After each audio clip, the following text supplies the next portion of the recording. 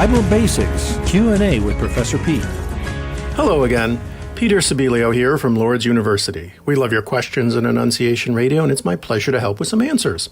Today's question comes from Cole, who asks, why do I have to go to confession?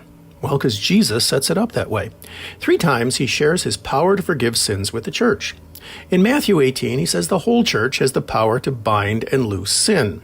He specifically entrusts this power to the apostles in John 20, and in particular with Peter in Matthew 16.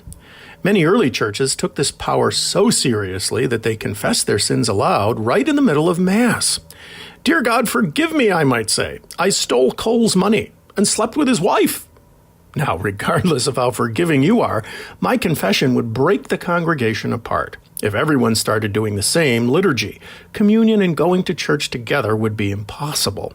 So Paul's principle of order prevailed.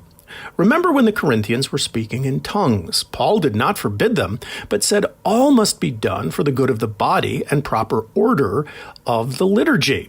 So the church took that rule and applied it to confession. Sins that do not lead to death, as John puts it, can be remedied with sincere private prayers and acts of contrition.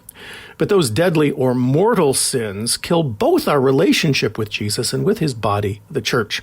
So they require a representative of the church, the apostles and Peter, to heal. That is why we go to confession. So for our homework this week, let's go. Let's all make every effort to go to confession and experience the personal love of the Lord as we renew our relationship with him. And all of that comes from your question. So thank you so much for it, Cole. And thank you all for listening. We are listening to you.